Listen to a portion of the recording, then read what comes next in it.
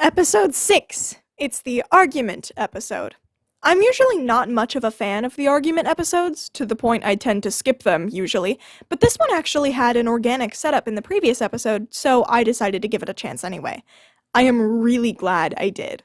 This episode starts at the Nico Garden, with the Kirarin penguin restoring a slice of the giant crystal thingy, and by extension some of the garden.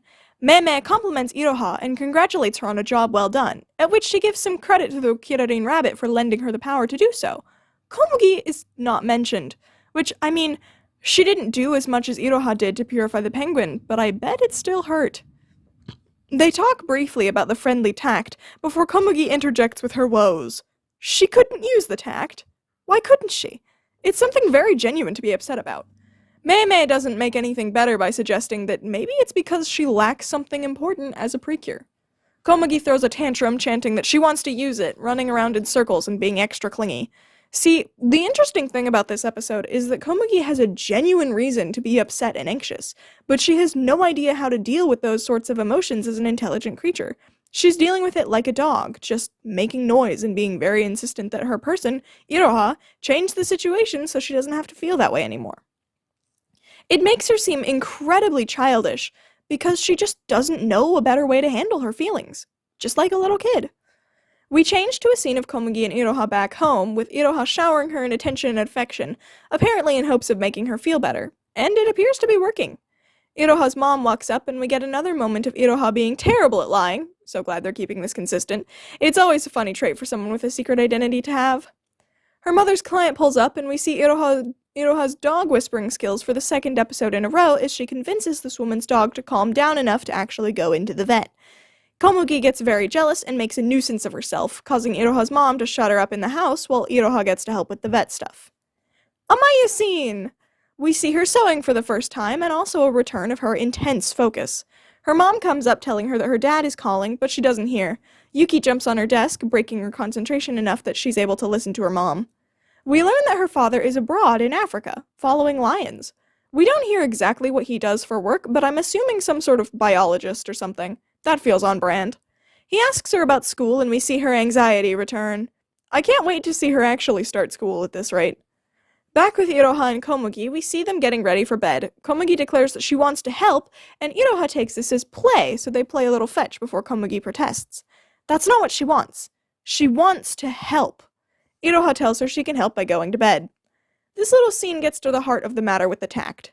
She felt useless. Ouch. That is upsetting, especially when at this point there's not much she can do about it.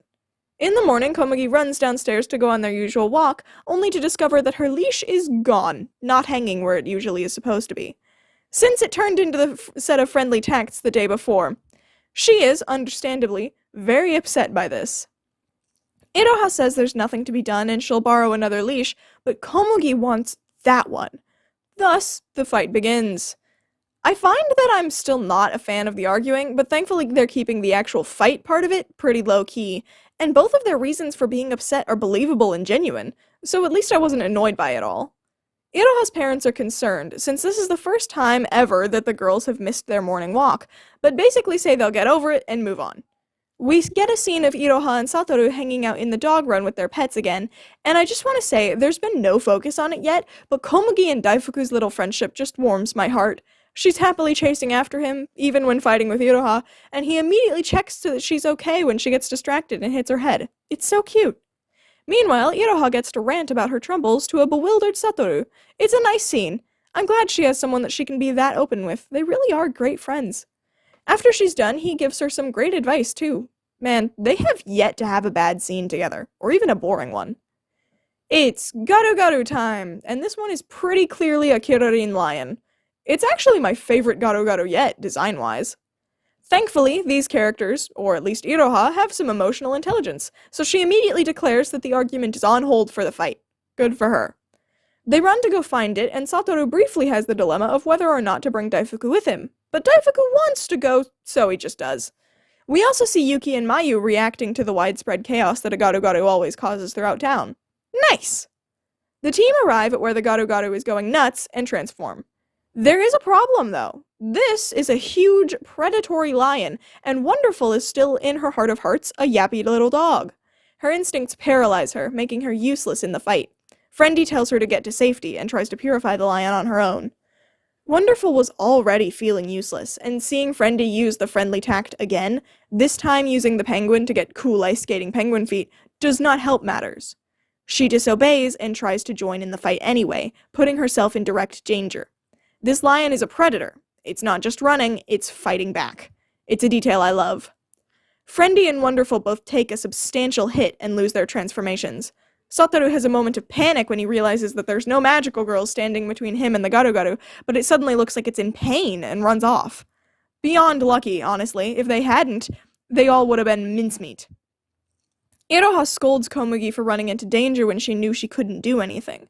Komugi says she just wanted to be with Iroha, and Iroha responds that they can't be together all the time, which really cuts Komugi to the core. Satoru breaks in as a peacekeeper and tells them that the garu-garu ran off. Since they can't exactly follow it into the mountains at the moment, they go home, Komugi with her tail between her legs. Later that night, Komugi just leaves. She runs away. Rain starts pouring, and the episode ends. I'll be honest, the rain actually cut the emotional moment for me. It's just too cliche, it made me laugh.